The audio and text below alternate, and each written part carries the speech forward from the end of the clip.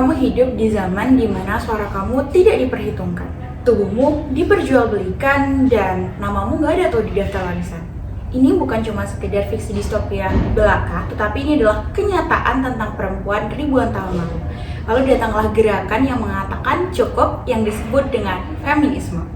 Kamu merasa familiar nggak sih dengan hal yang berkaitan dengan disorientasi seksual atau yang biasa kita sebut dengan LGBT? Di zaman sekarang, banyak sekali kasus yang berkaitan dengan LGBT. Nah, hal ini itu mengingatkan kita terkait perbuatan kaum Nabi Lut di zaman negeri Sodom yang telah melakukan penyimpangan sehingga diazab oleh Allah Subhanahu wa Ta'ala. Lantas, kita sebagai generasi muda Islam harus bersikap seperti apa dalam menghadapi fenomena seperti ini?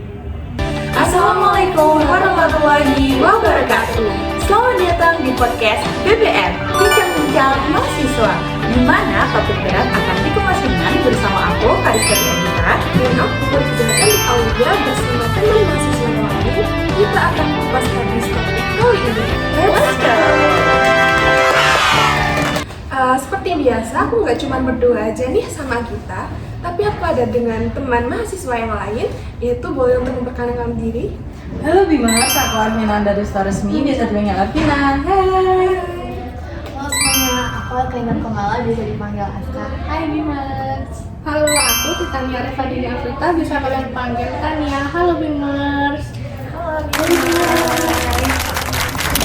Oke Bimers, karena kita semua udah kenalan nih sama narasumber-narasumber kita hari ini, dan tentunya kita akan masuk ke sesi utama kita, yaitu pembahasan tentang topik kita hari ini. Nah, segmen pertama kali ini kita akan dibersamai oleh narasumber kita, yaitu Arvina. Halo Arvina. Hai. Jadi gimana nih Arvina, kabarnya baik? Alhamdulillah baik-baik semuanya ya. Benar. Kali ini kita tuh bakal ngobrolin soal feminisme nih. Oke. Nah, kalau menurut Arvina, sebenarnya feminisme itu fight for what sih? Kemudian kan ada yang bilang kalau seandainya gerakan feminisme itu tuh menyalahi tuh kodrat seorang perempuan. Nah, menurut Arvina sendiri tuh kayak gimana? Dijelasin kepada Bimers. Oke, kalau menurut aku pribadi sebagai seorang mahasiswa ya, sebenarnya feminisme itu banyak disalahpahami oleh masyarakat luas. Menurut pribadi, feminisme itu adalah high for equity, di mana kita sebagai perempuan itu mengupayakan kesetaraan gender antara perempuan dan laki-laki nih, bukan untuk kita bagaimana cara kita lebih tinggi dari laki-laki ataupun untuk merendahkan laki-laki. Itu salah besar ya. Tapi di sini kita itu ada untuk menyetarakan dan menjaga keadilan bagi seluruh kaum perempuan. Kalau kita flashback ke zaman dulu, terutama ke zaman Raden Ajeng Kartini, kita lihat perjuangan beliau untuk mengupayakan kesetaraan perempuan itu sebenarnya dipicu karena banyak faktor. Salah satunya adalah pada masa itu perempuan banyak dianggap lemah, dianggap tidak bebas dalam memiliki pendidikan dan memiliki jalan hidupnya. Perempuan banyak ditempatkan pada lingkungan domestik atau contohnya seperti lingkungan yang sempit, lingkungan rumah, dan melakukan pekerjaan rumah, mengurus suami dan juga mengurus anak.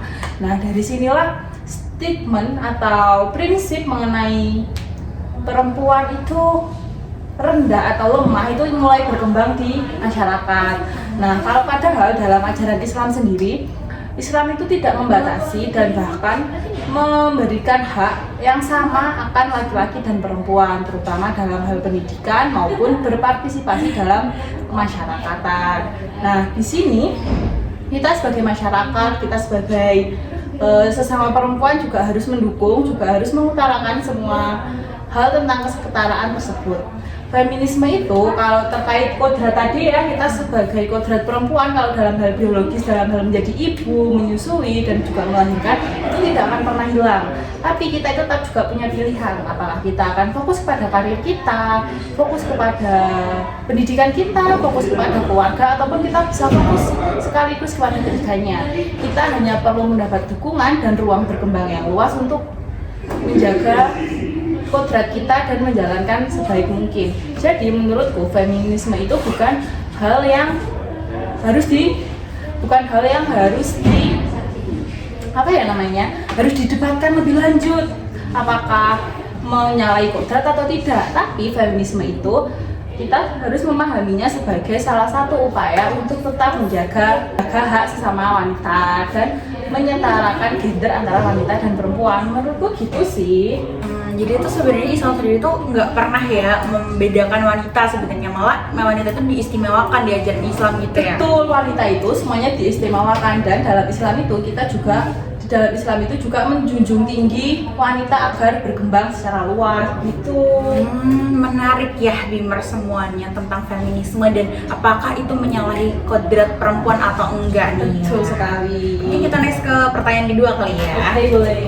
Oke, nah kamu pasti nggak asing dong dengan istilah ngapain sekolah tinggi-tinggi, toh nanti sebagai perempuan akan tetap berada di dapur.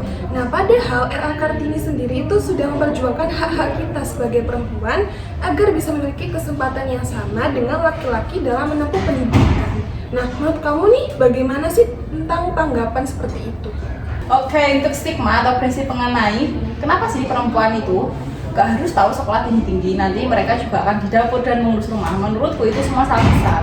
Di zaman sekarang ini, kita itu lebih ke harus melihat dan harus memiliki pengetahuan yang luas, bahwa kita bisa lihat kalau di Indonesia sendiri banyak tokoh-tokoh inspiratif yang juga perempuan, contohnya seperti Maudy Ayunda, Ibu Susi sebagai Menteri Kelautan, atau Agnes Monica yang berhasil mengembangkan musiknya di kancah internasional. Nah, itu stigma-stigma itu muncul kalau kita ulas ke sejarah ya. Nah, itu tuh muncul karena dahulu saat masa kolonial dan penjajah, perempuan itu banyak yang dijadikan sebagai budak oleh para penjajah dan kolonial Belanda. Mereka dijadikan budak dalam artian pesuruh ataupun budak dalam artian seksualitas. Disinilah muncul stigma bahwa perempuan itu makhluk yang lemah atau manusia yang lemah, yang mereka bisa seenaknya untuk ditentukan pilihan hidupnya tanpa memperhatikan diri dan konsekuensinya di masa depan. Nah, Islam sendiri, kalau menurut Islam sendiri, dalam hal menuntut ilmu itu kita harus menuntut ilmu sebanyak-banyaknya, bahkan setinggi-tingginya, tidak ada batasan. Apakah kita laki-laki, apakah kita perempuan, apakah kita ibu rumah tangga, ataupun apakah kita pekerja, tidak ada batasannya. Bahkan kalau kita lihat di dunia nyata, di keluarga, jika kita sudah berkeluarga, kita sudah memiliki anak, pendidikan pertama seorang anak itu adalah dari keluarga itu sendiri, terutama dari ibunya lah, orang tuanya lah yang menjadi pengajar itu sendiri. Bener kan ya? Bener dong, sepakat. Dari situlah kita harus membuka wawasan kita, membuka pengetahuan kita, membuka mindset kita bahwa perempuan itu tidak bisa dibatasi dalam hal berkembangnya. Mereka harus tetap didukung dan diberikan ruang berkembang yang layak.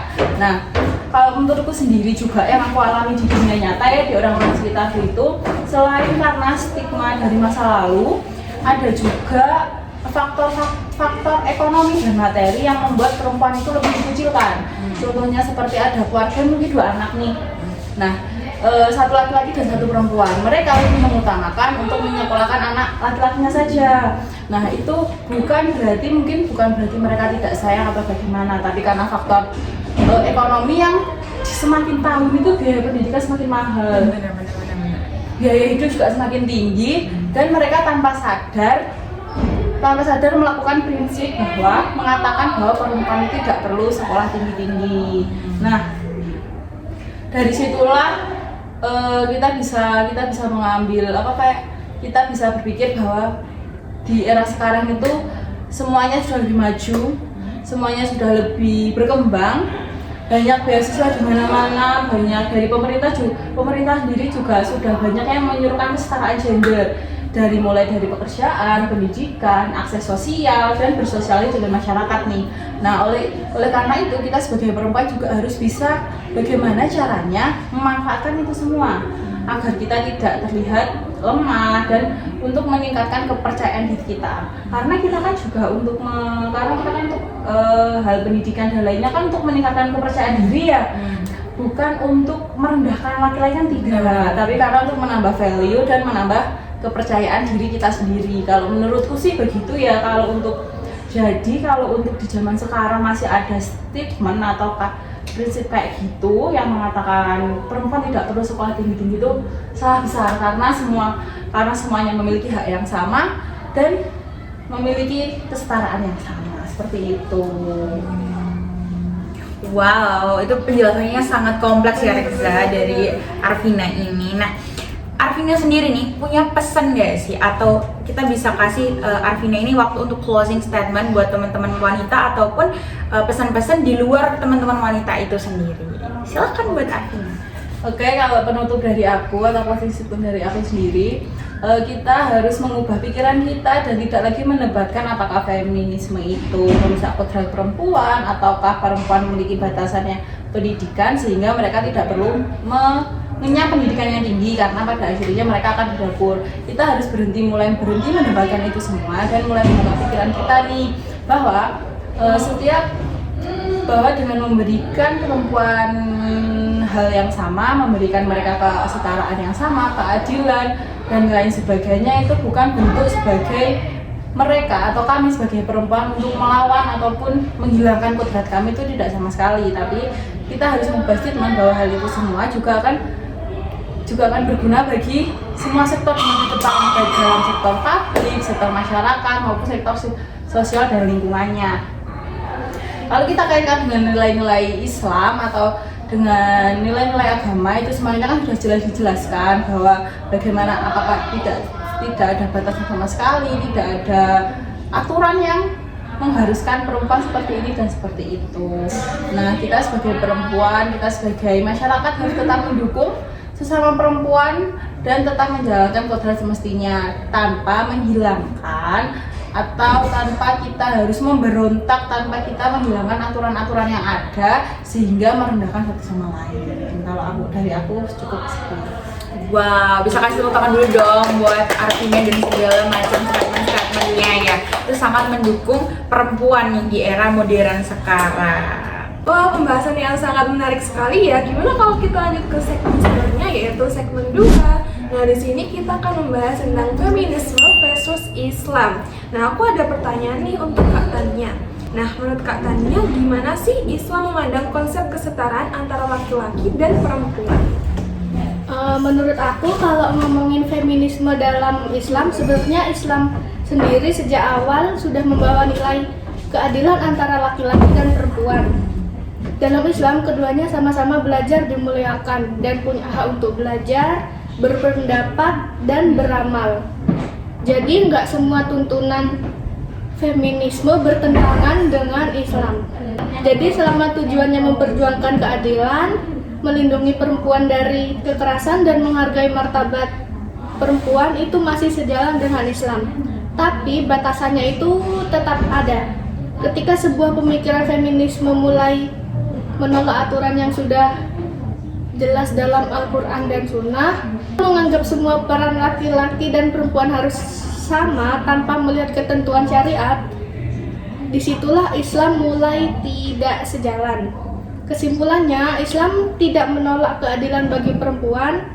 Yang menjadi batas adalah selama perjuangan itu tetap berada dalam kerangka ajaran Islam. Wah, ternyata pembahasannya sangat menarik sekali ya. Jadi bisa dikatakan laki-laki dan perempuan itu memiliki keadilan yang sama dalam Islam. Nah, walaupun tindakan feminisme sendiri ini selagi tidak merugikan perempuan itu masih diperbolehkan dalam Islam. Oke. Gimana kalau kita lanjut ke pertanyaan yang kedua? Boleh banget. Nah, untuk pertanyaan kedua nih buat Tania. Nah, gimana sih sebenarnya cara untuk membedakan tuntutan feminisme itu tuh ada batasnya nggak sih dalam Islam? Jadi kayak ada boleh, ada yang nggak boleh gitu. Boleh dijelasin nih ke teman-teman Bimas. Sebenarnya Islam punya pandangan yang cukup menarik. Dalam Islam, laki-laki dan perempuan itu setara dalam nilai kemanusiaan di hadapan Allah. Artinya, keduanya sama-sama punya kesempatan untuk berbuat baik, beribadah, dan mendapatkan pahala. Bahkan di dalam Al-Quran sendiri disebutkan bahwa yang paling mulia di sisi Allah adalah yang paling bertakwa, bukan yang laki-laki atau yang perempuan. Jadi ukuran utamanya itu bukan gender, tapi kualitas iman dan perbuatannya.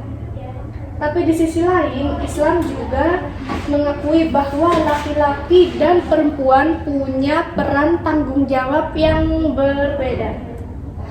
Perbedaan ini bukan berarti salah satunya lebih rendah, tapi lebih ke pembagian peran supaya kehidupan bisa berjalan seimbang. Jadi bisa dibilang dalam Islam itu konsepnya bukan sekedar sama persis, tapi lebih ke adil dan melengkapi. Laki-laki dan perempuan punya kedudukan yang sama berharganya, hanya saja fungsi dan tanggung jawabnya bisa berbeda. Nah, dari situ kita bisa lihat bahwa Islam sebenarnya mengajarkan penghargaan, keadilan, dan saling menghormati terhadap laki-laki dan perempuan. Seperti itu. Wow, Menarik sekali ya. iya keren ternyata. banget sih feminisme dan Islam gitu ya. Benar. Wah, pembahasan yang sangat menarik sekali ya Kak Tania. Boleh nggak memberikan closing statement terkait pemahaman feminisme versus Islam sendiri buat Dreamers nih? Boleh dong. Jadi dari pembahasan kita tadi bisa dilihat bahwa sebelumnya Islam sudah membawa konsep keadilan bagi laki-laki dan perempuan sejak awal. Islam menghargai perempuan, memberi hak untuk belajar, berpendapat dan berperan di masyarakat. Karena itu tidak semua gagasan feminisme harus ditolak, selama tujuannya memperjuangkan keadilan dan tetap berada dalam batas ajaran Islam. Pada akhirnya yang ditekankan dalam Islam bukanlah siapa yang lebih tinggi antara laki-laki atau perempuan, tetapi bagaimana keduanya bisa saling menghargai, saling melengkapi, dan bersama-sama menjalankan perannya untuk menciptakan kehidupan yang lebih baik. Seperti itu. Wow, keren banget. Yeay, nah tadi kan kita udah bahas nih seputar feminisme, terus kemudian Islam juga udah dibahas nih gimana pandangannya Islam tentang feminisme. Nah kali ini kita akan masuk ke topik selanjutnya yang gak kalah panas, yaitu LGBT.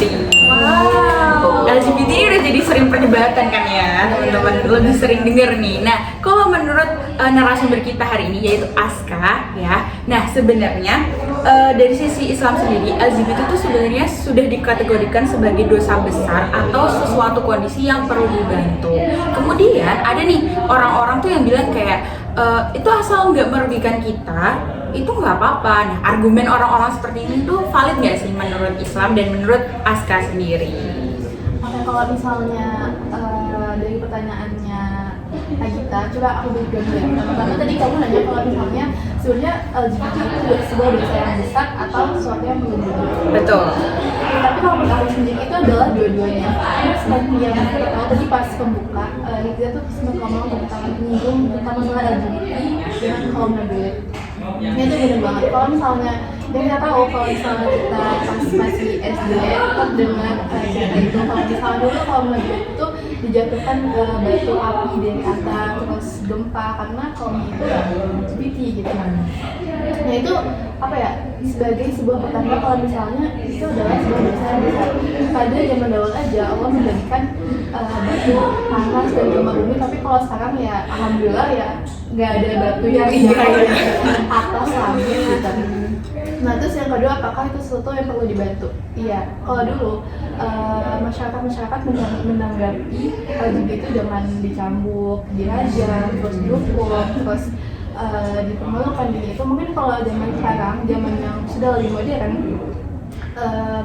masyarakat sudah lebih peka gitu. Kalau misalnya itu adalah keterbatasan mental atau misalnya ada kelainan gitu lah ya. Kalau misalnya masyarakat di Indo itu lebih nyebutnya tuh kelainan gitu.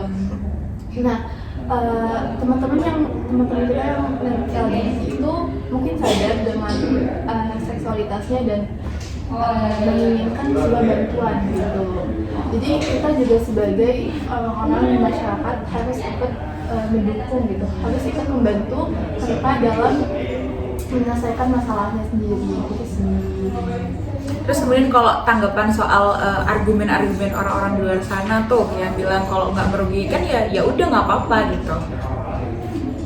Sebenarnya kalau tentang argumen-argumen itu kita ini kan hidup di Indonesia, di mana Indonesia sendiri itu negara bebas bebas mengutarakan apa yang kita rasakan. Kita punya hak kita masing-masing sebagai manusia dan sebagai warga negara gitu ya. Tapi di sini kalau misalnya argumen-argumen tersebut atau urusan-urusan tersebut sudah menyangkut tentang misalnya LGBT gitu, ya memang kita sendiri, misalnya aku gitu LGBT, waktu itu aku simpan sendiri, aku merasakan sendiri, tapi kan kita adalah umat muslim gitu. Kita sebagai umat muslim itu harus saling mengingatkan kepada teman-teman kita apa yang baik, apa yang buruk gitu. Tapi tentunya jangan mengingatnya itu dengan cara yang kasar gitu, atau dengan cara yang baik yang membuat ada teman-teman kita yang nanti LGBT itu walaupun mereka merasa terkucilkan, mereka tetap merasa nyaman gitu dengan adanya kita sebagai pembantu untuk mereka gitu sih. Alright, ini udah di breakdown nih sama Rizal tentang LGBT itu sendiri. Terus dari kita memang seharusnya seperti apa tentang orientasi teman-teman kita yang mungkin sekarang sedang mengalami perbedaan gitu ya teman-teman. Mungkin pertanyaan kedua yang bisa lebih nge-breakdown lagi apa nih Rizal? Oke, buat Kak Aska nih ya, kalau dari aku sendiri ya, LGBT ini kan sudah dianggap sebagai ancaman yang dikategorikan dapat merusak moral para remaja. Nah, menurut kakak sendiri nih, gimana sebagai umat muslim serta Allah sendiri itu sangat melarang perbuatan tersebut, dan bagaimana cara kita agar bisa terhindar dari hal seperti itu? Jadi kenapa ya Allah itu sangat-sangat melarang apa yang namanya penyimpangan atau misalnya LGBT itu sendiri. Oke, kalau misalnya di dalam Islam itu kita kan kita sebagai wanita punya fitrah, sebagai wanita begitu dengan laki-laki. Laki-laki punya fitrahnya sendiri, perempuan punya fitrahnya sendiri. Dan itu ya Adam dan Hawa dikatakan sama gitu, bukan Adam dengan Adam, bukan Hawa dengan Hawa gitu kan. Nah, tapi selain kalau misalnya zaman udah modern kan, sekarang banyak peneliti yang bilang kalau misalnya emang LGBT itu membuat kita lebih mudah terjadi penyakit penular seksual, misalnya HIV, sifilis, AIDS itu lebih banyak terjangkit ke teman-teman kita yang menyimpang gitu. Dan kalau misalnya kita berada di lingkungan yang misalnya aku berada di lingkungan yang sangat-sangat Islam, misalnya keluarga aku itu Islam, terus begitulah. Dan pasti keluarga kita pasti memiliki tekanan, kok bisa anak saya itu menyimpang ya, kok anak saya itu berbeda. Nah itu akan kembali lagi ke kita sebagai anak, kita akan menanyakan kenapa kita seperti ini, kenapa kita begini, kenapa kita begitu. Dan itu bisa menimbulkan depresi, anxiety, bisa menimbulkan penyakit mental lainnya kayak gitu. Nanti terus apakah itu masih bisa dibantu, apakah LGBT-nya itu masih bisa ditanggulangi ya. Jawabannya bisa, dan bisa kita hindari. Jadi gimana sih Kak Aska cara terhindar dari penyimpangan atau LGBT sendiri? Nah sebenarnya itu bukan sesuatu yang mudah untuk dilakukan, karena memang biasanya LGBT itu sendiri terpengaruh oleh lingkungan-lingkungan kita, entah itu dari teman kita, entah itu dari misalnya kita punya pengaruh sosial, misalnya bisa aja dari keluarga gitu. Kita harus memilih pertemanan yang benar-benar baik. Kita harus tahu bibit bebek bobotnya dari orang-orang ini. Misalnya ternyata di salah satu circle kita ada yang dia itu ternyata dia tuh LGBT gitu, terus bisa aja nanti kita jadi keikut gitu. Nah yang kedua itu adalah HP. Nah HP itu kan sekarang kita semua udah pakai HP dari umur anak kecil masih 2 tahun sampai nenek-nenek, kakek-kakek, pas itu udah menggunakan HP. Dan HP itu menjadi salah satu sumber yang banyak hal-hal yang tidak diinginkan seperti ya LGBT itu sendiri. Kita misalnya nanti sebagai orang tua ataupun kita sebagai teman, kita sebagai siapapun yang penting di hidup kita harus memperhatikan orang-orang di sekitar kita dalam penggunaan HP.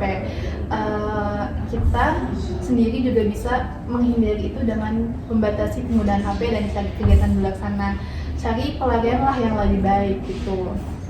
Dan yang terakhir itu kita bisa ngobrol terus sama Allah, kita doa, kita mohon ya Allah tolong jauhi hamba dari hal-hal yang buruk untuk hamba kayak gitu. Tapi kalau misalnya kalian sendiri tuh ada nggak sih kayak pengalaman punya temennya LGBT atau kayak gimana gitu, ada nggak? Kalau aku ada sih Kak ya. Oh, iya. Dulu itu waktu aku masih sekolah menengah ke atas, itu ada satu temanku yang kita itu benar-benar udah deket banget.